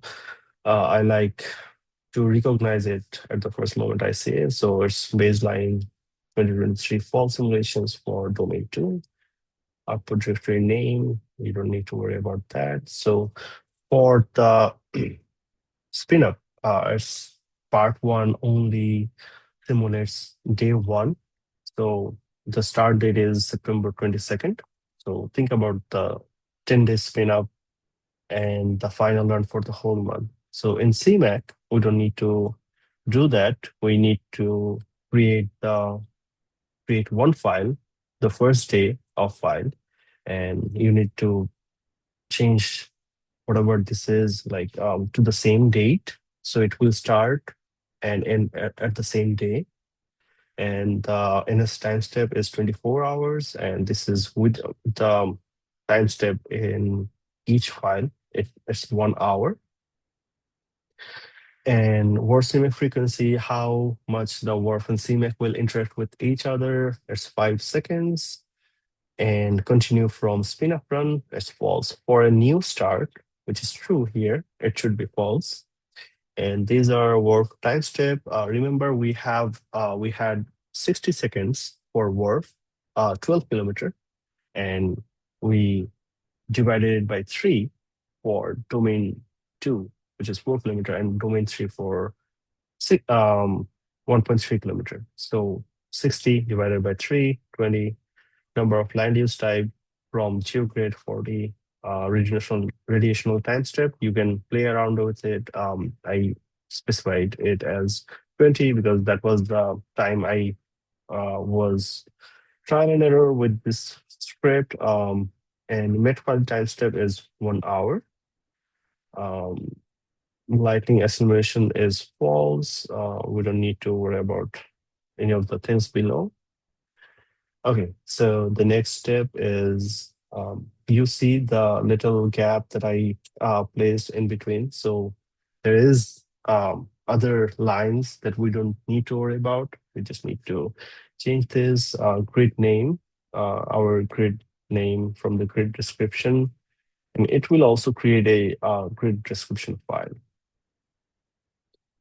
Okay, and the WRF column dimension is for a specific domain, which is our 4 kilometer domain from name list WPS in the very beginning, how we defined our domains, the layer dimension 36, which is the E vertical layer, the extent of vertical layers. And CMAQ column dimension is defined with the previous version as this one. So I kept it the same. 2a delta x and delta y 6 in both. So it says like distance between the WRF and CMAQ lower left corner in x direction and y direction. So and WRF reference lat, which is 40 in our for our domain. If you change the domain, it will change. Okay, so this one is pretty important. We need to save the concentration for all layers. That's why this line is commented out. It will save the concentration in each layer, 36 layers. And for average concentration, the file that we mostly will use for like model evaluation or even human health impact. So that's something that will be only written in the surface layer. So CTM Max Sync, this are, sorry, my monitor went out. Okay. Let me share it again. Can you see my screen? Okay. So CTM Max Sync, Min Sync, you don't have to worry about it. So default values, these are recommended from EPA personals when I used to trial and error. We don't need to worry about these values. We do need to worry about the science options. We need ocean chemistry turned on as yes, wind blown dust turned on as yes, lightning knocks, yes. This is the KZ option. I don't know what that is, but yes. Plime version, obviously yes. The we don't we are not using the other CLM land surface model, so no, no, no. We are also not using the AB flux, ammonium bidirectional flux. So no, NOAA's version, no. Fertilizer ammonia is true. Then these options are pretty standard, and I kept it the same as it was used in the last version. So we have this kind of like WRF-CMAQ from 3.8, which is a proven setting, proven configuration. So without asking like too much questions and without like compromising anything, I configured it that way, which worked well with the CMAQ. And you are always welcome to find out the scientific reason to turn it on or off. There is no wrong or right here. You just need something in your configuration, and you just need something out of your configuration. That's all you need. So gravitational setting, I turn it on yes. Well, I need the gravitational setting in my model configuration. Surface Hono, also yes. So, Okay. Debadash, Yeah. I basically changed my domain so that my domain 2 is like domain 3, but for kilometer resolution. So will that affect like the amount of columns and rows I should have, or Yeah, it okay. will. So for your WRF and CMAQ column, you will just need to revise that to domain three Okay, configurations. thanks. If it's still 1.3 kilometer, right? With the domain of our southern Michigan. I'm using domain 2, basically at but the same location as domain 3. So I'm just doing like a coarser domain 3.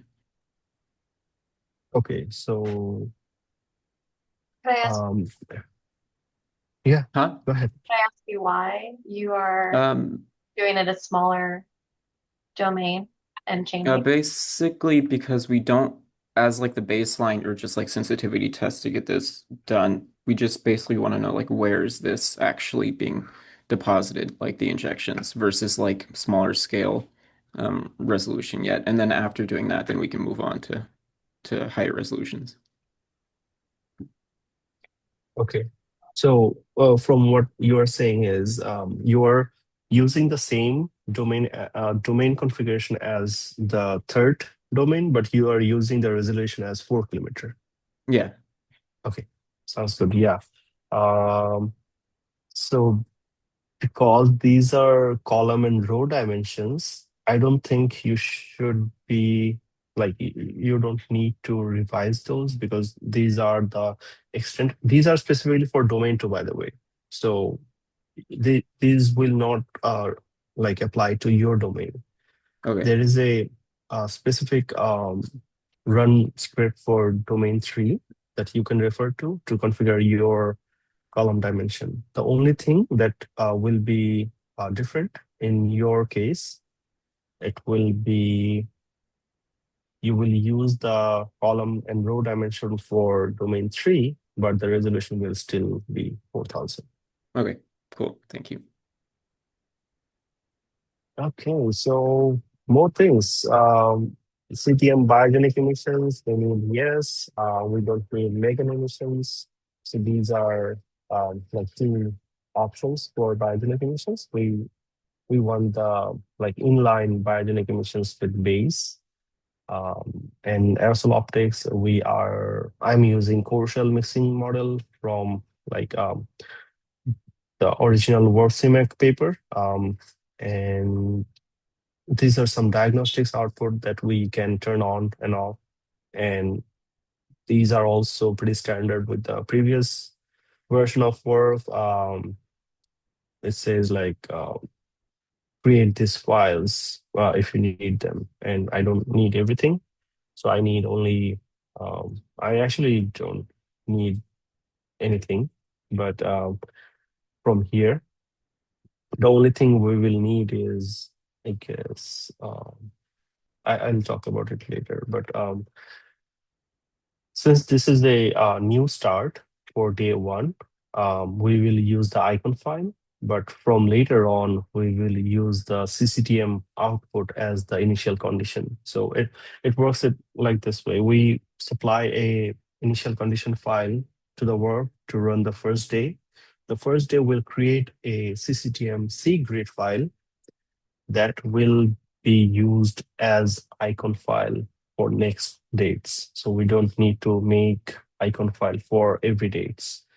The boundary condition, on the other hand, uses every date that we plan to run our simulations on, and we need to make beacon files from start to end. Okay, and this is where um, we need to define the ocean file windowed from CONUS. The number of gridded emission is one. This is the image mole all file coming from Victoria. This includes no bays with residential wood combustion. And basically, if you have like more than one type of image mole all, you just uncomment all of these and like specify what is the file is called. Suppose it has like residential wood combustion. Suppose the emission file is separated out and it does not have any residential wood combustion, and there's separate file of residential wood combustion. That's when we need to specify the number of emission, the number of graded emission as 2, and uncomment all of these to for the model to actually read those in that way. So number of point emission in our case is 8. These are extensions of two types of files. So you can see the first one is stack group. The second one is stack emission. So stack group has a certain name extension. Stack emission has a certain name extension. So the first one is stack group. We just need to point out the different types like point non-IPM. I hope like Victoria can explain them later, like point EGU energy generation unit, AG fires, mostly because I guess agricultural fires. This is fire RX. I don't know what that means. Um, other what is it, Victoria? Can you like walk us through different like types? Sure. So these are your like point sources, and by inline, it basically means um, it's simulating a stack height and a diameter. And so we are effectively like modeling the flux out of like a stack. And so like CMV are your commercial marine vessels. Max is very familiar with that CMV3 sector. Um, and then the different fire sources. And so you have like agricultural fire. UTHNA is like your transport. So fires that are happening in North America but are not within our modeling domain, we want to make sure that we're accounting for like smoke that's coming into our domain. Point a fire RX is from controlled, like prescribed fires. And so those are also useful. PT, NUM, IPM is like industrial sources. And so think of like, I think Gary, Indiana, steel factories with those, and grow oil and gas. So your fracking is the other sources. Yeah, thank you. So these are like different types of emissions that we'll be using in our CMAQ. It can like there is one other CanMax that I didn't use. I'm not sure like if we need them from Mexico or Canada. Yeah, I was going to say, so also to keep in mind when we're simulating like our D02 4 kilometer domain, we are including Canada in that domain. And so we do also include Canadian sources. And so there's like CanMax point sources that we need to consider. However, for like our like Midwestern domain, like the what Max is like simulating, we don't actually need to consider like international sources. But we do have the ability to, if you are really curious about, for example, um, ports from Mexico to United States, which are like super busy, like the busiest. If you want to like simulate emissions there, we can. Um, those are the sources that you'd really be interested in. Yeah. Okay. These are the stack group emissions. We also have stack emissions like this, and it will be slightly different because it has like different kind of two types of stack emission for oil and gas and non-industrial.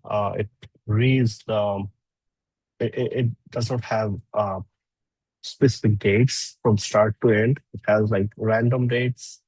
I guess Smoke does spit out this kind of random dates for those two file types. And that's where we will use the Smoke merge dates for these random dates. And this line will read the Smoke merge date for that year and month. And group IX5 means it will only read the fifth column for the Smoke merge date. So I think I should have like pulled up the screenshot for the Smoke merge date. So basically, what it does is, for example, the Smoke has 2023 December 31st data available, but uh, it does not have like say 25 or it will not mostly have like the dates. It will only have like 2 or 5 or 8 dates. So what we will do is we will assign those available dates to our model dates. So for example, we have the fifth date available. We'll assign that to the first day, March 1st. I am not sure like how those are assigned because these are super random, I guess. And it does not hurt to like get to the closest date possible. Like for example, for first day, we should be using the first available day and loop it out. So for example, we have 5th, 6th, 8th, 9th, and 15th day available, and we are assigning those as like for first, second, and third for date, like 5th, 6th, 8th, 9th, and 15th. Then again, 5th, 6th, 8th, 9th, and 18th. So that's what I have been doing because yeah, I didn't really find any like solid scientific reason to um, like assign those specific dates to our model date. But I know like Smoke produces those dates and sometimes they don't match. So it's something that I have dealt with in the past that Smoke has this date, but it does not match with the available file dates. So I had to revise this text file to match the available dates in the order of the like dates, like 1, 2, 3, 4, 5. Like, what are the closest date? like that. So it's still I don't have a solid scientific reason to assign those. Maybe Victoria can chip in. I'll add some quick context to it. So because we're running this model, do you need to go, Max? Yeah, I have to head out if that's okay, but you guys can also feel free to, keep going. I'm gonna share the recording at some point too. So if you want Okay, to come and just like listen to whatever you missed. cool. All right. Yeah, Thank I you so have to much, get Sabotage. going as Bye. well, Cool. Sure. but Okay, thank you. perfect. Hi, you guys. Bye. Staying if that's okay. Devatosh, do you need to go somewhere? No. Yeah, that's fine. Um, Hi, Anna. Thank you so much for all of this so far. I was just gonna say, so I think the issue with the smoke merge dates file is that the model itself tries to simulate the dates. Um, but because we're running it, so it was designed for 2022 and we're running it for 2023, the dates are all kind of Yeah. jangled. And so they have like sampling criteria. So it's supposed to be like one of them's like Monday, Wednesday, Saturday, Sunday. Some are like average days. And so there's just like one random day of the month. Um, or one like week, but it's not a full week. It's like intermittent. Mhm. But the smoke merge dates file does not reflect the dates of the model. And so we have to manually go in and modify that file Yeah. so that it like matches up with like what the model's actually putting out. And that Mhm. is the headache, the bane of my existence. So like I don't know what that's going to look like until the model's done. Yeah.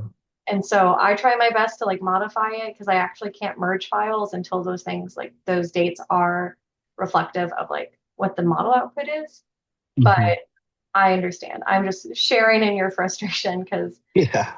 it is a Yeah. I mean, it is a headache. Yeah.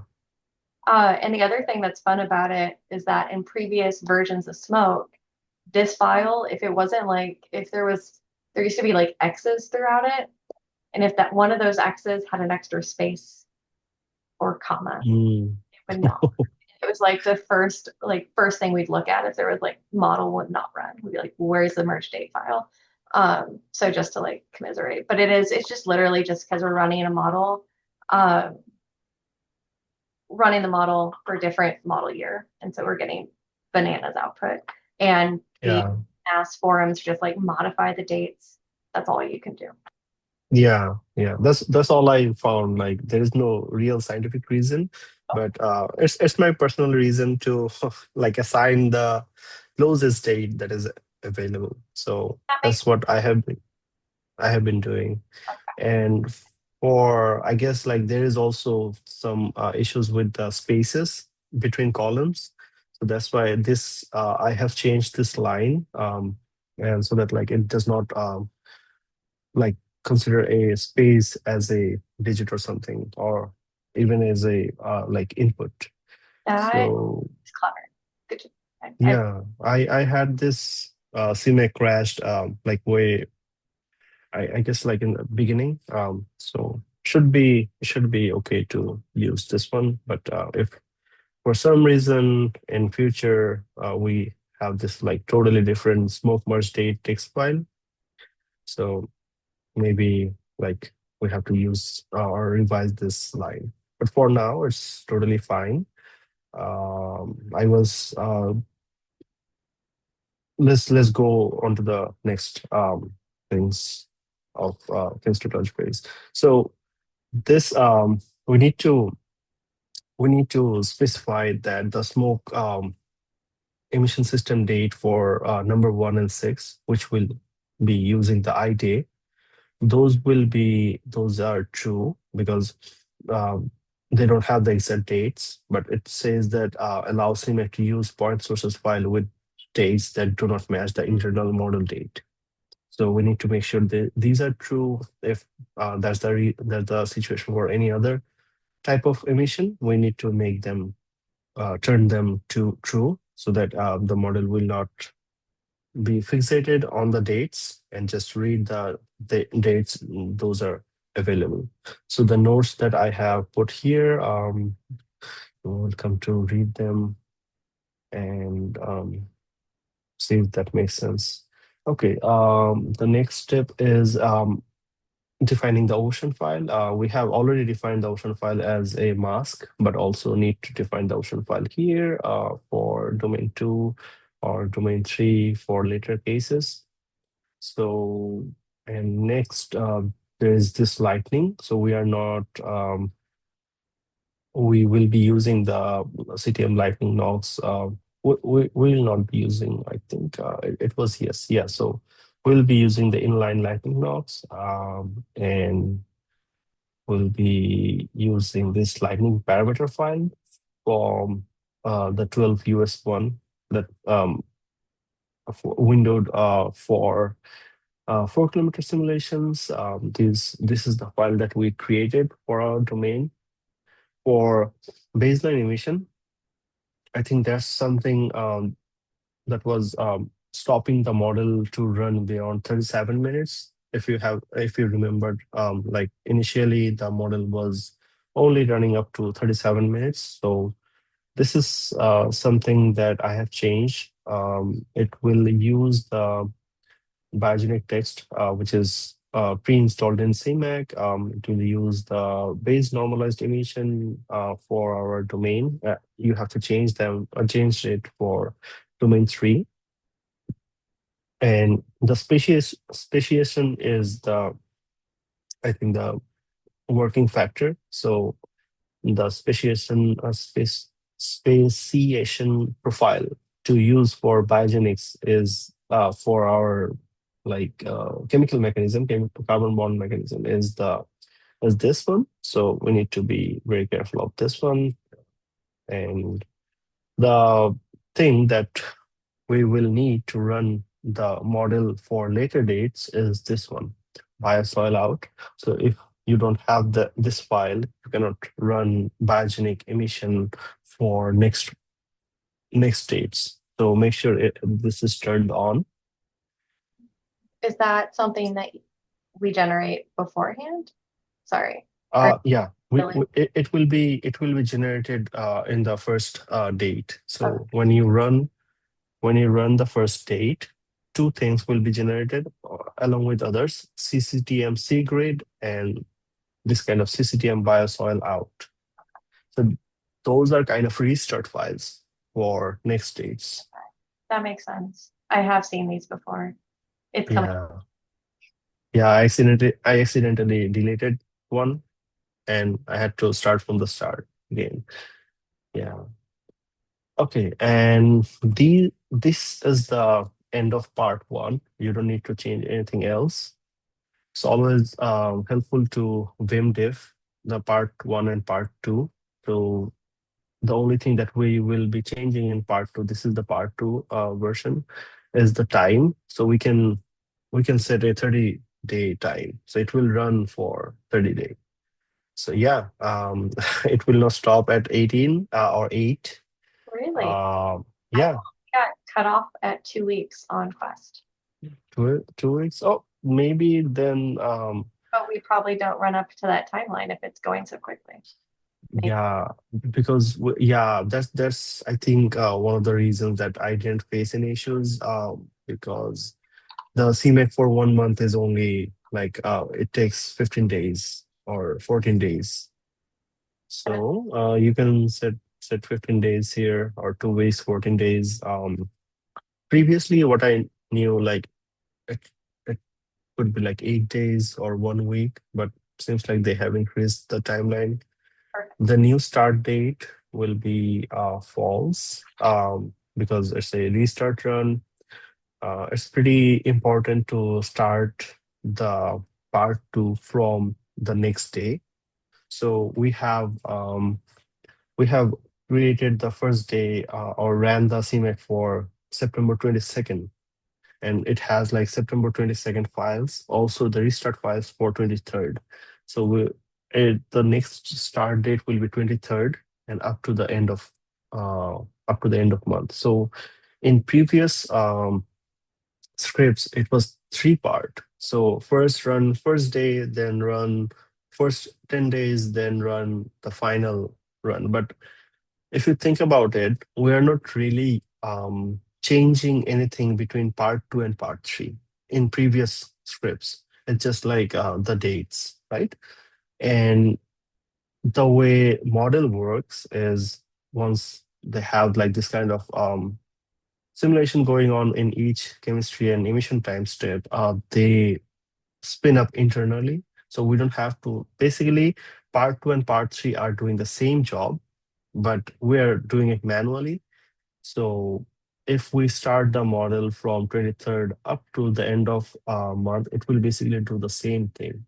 It will spin up in every, in the, and the new spinned up outputs will be created at the end of each day. So we are spinning up the model for 10 days, initial 10 days, and then using the last day of 10 days as the input file for the month that we are interested in. So we don't have to like use a part 3 run script for that. Um, And yeah. I'm sorry. So in the previous CMAQ setup, we also had this like there was like a point when we had to state if we were running a summer month or not. Is that still like a editorial thing, or is it just kind of like what you've shared in the last few slides of like setting up your lightning, your ocean, and those like files? So okay, like can you repeat the question or? So in our run scripts in the previous model, there was a point where it was like, are we running summer months? Yes or no? And then we had to modify that like 2 locations. I'm just curious if they ask like any kind of seasonal question within like the yes Okay. and no's that you have set up. No, No, no, forget no. that as like a Yeah, and in new run script, it does not ask for any summer months or seasonal changes. It's pretty same across the months. And the only thing that we need to revise is this one, the that continue from spin up run, true. And that's all we need for like part 2. And similarly, submit this script, it will go through and run from 23rd to the end of simulation, which is November 2nd. Okay, I will not go through post-processing that much. It's just there is like specific guidelines in the user guide with combined species for PM 2.5, concatenate all the answer files for like daily average maximum ozone out today for same thing. Drop variables, we don't need every variable, and also drop layers from the like if we have the CCTM A concentration, average concentration file to all layers. So we don't have that in the first place. We are saving the A concentration file in on the base surface or the on the surface level, and the CCTM concentration file on each level. So we don't need to use drop layers, but maybe something comes up in next in future that we do need to save the concentration file in all layers and like drop layers from there. So it's like make all the layers, then drop it. Uh, So okay, couple of questions here. One, is this very similar to like how we did our housekeeping previously? exactly, And then, it's the same. okay, I love that. I love not having to learn new skills. Um, and I'm saying that ironically. Number 2, uh, with this, like the modifications you've made in like these run scripts, when we get to the CTM ACONC files, are these now with a vertical profile, which we did not have previously? Uh, Or, those this run script, well, I'm this thinking, one. yes, going back to yes, this run script with like I think the 4th figure, but your conversations with Dan Goldberg about trying to get a vertical profile of vertical columns of NO2 as opposed to the surface concentrations with what we usually work with, like what I'm familiar with. Mhm. So I'm just curious as to like, were you able to get columns what Yeah. modifications you had to do here, and is there any like post-processing for that? No, just this line. Commenting out this line, it will save the all concentration on all levels, all species concentration on all levels, and that's what Dan needs to to validate or evaluate the tempo against the tempo, and the average concentration file that we need for like air quality impacts, human health impacts, that's only written on the surface files. Awesome. That's Oh, yeah. And yeah. Okay, these are similar things that you have used previously, pretty similar, just like with a change of pathways. User guide has it all like with new things thrown into the scripts. And WRF model evaluation, you already know, like step one and step two. What I did is I did not get to the step three. I made like reduced CSV files with those two outputs, and they have like this kind of four columns. One is time, then the other one is NCDC, then domain two simulation for 1.3 kilometer domain only. So because domain two covers the domain three as well. So we are analyzing the performance of domain two and domain three on domain three extent. So that's where this domain two comes in, the temperature, and domain three. And example CSV files are here, and use like basic Python to make line plots, including performance stats like mean, bias, and blah, blah, blah here with correlation coefficient. I guess Kian has a revised step one. He should be able to provide you the updated one, step one and step two, that like we all will use in future. And there is some Python course that you can like readily use. Go in there, just change the directory of the CSV files, and bam, like you will be making plots in no time.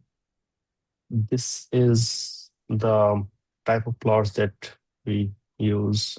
This for Max and Anna.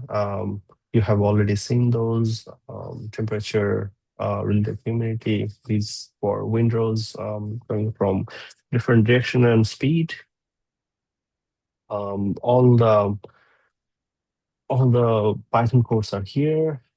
You can check out like other months as well, but the like final version of the codes, I would say like 70% or 80% final are here. Obviously, you can change or revise the codes to be more accurate. There is like no stopping from being accurate. So, and yeah, there's example plots for wind direction and wind speed.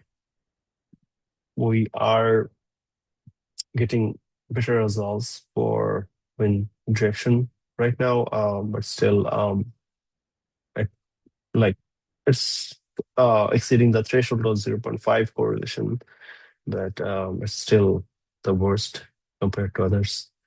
And if we use, because it uses the Pearson correlation, which is linear, I'm using the circular correlation. And okay, there's a bug on my table.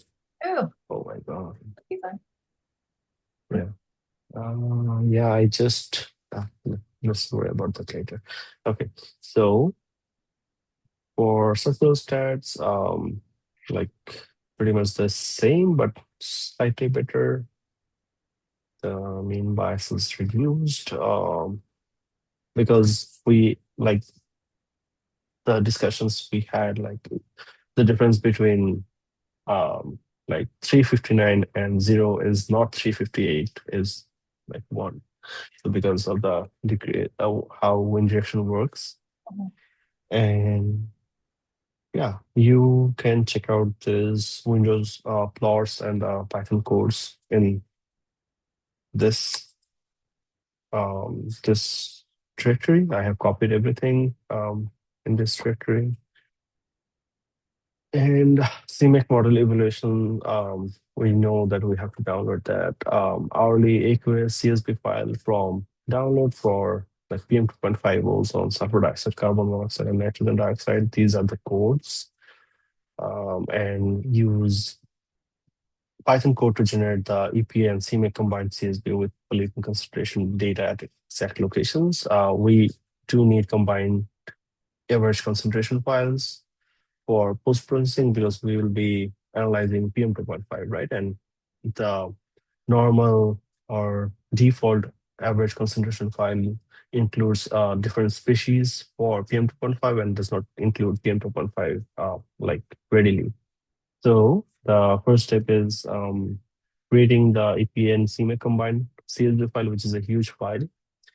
And yeah, if you want to, it's a optional step 3. If you want to plot the EPA air quality stations within your domain, then you can use this IPNB Jupyter notebook that will plot the EPA air quality stations. I haven't used any shape files in here, but we can definitely use that.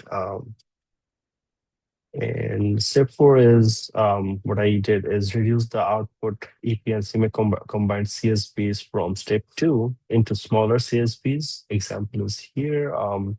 They just are reduced CSVs, which includes time, then EPA data, then our WRF data for domain 2 and domain 3 for the extent of domain 3, 1.3 kilometer, southern Michigan Lake region. And step 5 is use this reduced CSVs and Python code like model evaluation stats IPMB at this directory to plot evaluation metrics for different pollutants. These are some example plots. So these are the station locations of EPA. So it says like how many stations we have that records PM 2.5, then ozone, nitrogen dioxide, sulfur dioxide, carbon monoxide. And it's coming from the EPA hourly CSV files. It has like spread it out all over the southern Lake Michigan region, pretty similar to what Stacy have in her paper. And these are hourly ever. Yeah, Say I really like that top left figure. yeah, this one. Yeah, Yeah, that's yeah, information dense. I like it. yeah. So yeah, I try to create something using the I guess it's a Python tool, but we can definitely use shapefiles in it to like include traffic data, include the different cities, different interstates, things like that. So I didn't want to waste too much time in it. I just need to show the station locations. Perfect. Perfect as is. Yeah. So the next thing is hourly average PM 2.5. We have that for like I have that for every other pollutant, but for example, I'm showing PM 2.5 and observed data, predicted data, normalized mean bias, mean error, the correlation coefficient, and the amount of sample data. So this is hourly, and we have the data for like 744 hours over a month. And so EPA does not record like every hour, like it misses some hour. So to be more accurate, I only included the rows that have both EPA and um, WRF. WRF has this kind of data, right? Because WRF has like every data, but EPA does not have data in some hours, to be specific, 24 hours, but it's not 24 hours in a day. It's spread it out in different days and different hours. So those are excluded. This is the diurnal PM 2.5 cycle. for like averaged out in each hour over a month. It's like worst than the like line of the scatter plot, but it shows us like how it changes in observed and CMAQ.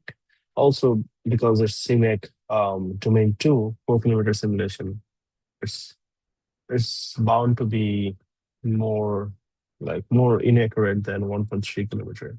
I mean, that is pretty. Yeah. We're not even getting like the diurnal trend. I mean, I guess with the mixing of like the PBL physics, but like still. Ooh, Yeah. ooh. Yeah. It's not it's not the it's not the even good diurnal like correlation or diurnal how can I say it, like good performance of CMAQ 4 kilometer in diurnal setting.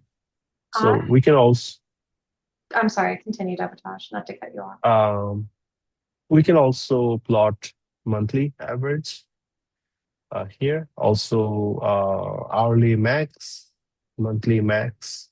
So that's something we can play around. Go ahead. What Oh, you're trying to. I am just in real time ruminating. I did not include wildfire emissions because 2023 was quite prolific with like wildfire smoke in Chicago. And so I thought by omitting that, our validation for PM 2.5 would be like opposite of what we're seeing. And I wonder if August maybe like be more representative, but I'm just taken aback as to if it's the emission side of things that we're getting. Basically, what's going wrong? That's where I'm at right I now. don't know. Totally tangent So what you're showing right now. Continue. I'm sorry. yeah. So in 2023 there was wildfires, right? In Canada, Canadian region. In Canada, and so I mean, it was like orange. It looked like apocalyptic here, especially like the Yeah. Chicago skyline. Um, which maybe we're capturing with some of those like really high concentrations of PM 2.5, like the over 40 Mm-hmm. observed, but still. Yeah, I mean it's still like it's already higher than the observed, right? And if we include wildfire, it will be Huge. much more higher. Yeah, that's why I'm concerned. Yeah, But this is why when we get into the baseline analyses, we'll have a lot of questions to yeah. investigate. Like seasonal, is it Hmm. if this is just summer and PM's off, Summer. much more in line with like winter? That'd be like a No, I don't have any results for winter. But that will be like interesting to see like how it performs diurnally. But yeah, this is something that I was not expecting, so that's why I like plotted the daily. yeah, So daily and hourly. So the small, very small numbers here denotes each hour. So it has like a cut in this one, yeah. 25th. It does not have observed values. So I guess like once here we have some cut. So yeah, I mean The it, it's not the best we see. Now, the other thing that like I think you've done a great job of like picking up the individual stations, but we have some stations I think by Gary, Indiana, like industrial plants, and the yeah, right there. And when I like validate, I never validate those emissions that we're seeing Oh, okay. pollution like hotspots that we see when we're like visualizing our data. I never validate that with surface observation. So that also might be skewing things. But like Yeah. why I'm a modeler and not an observationalist, like model data is perfect.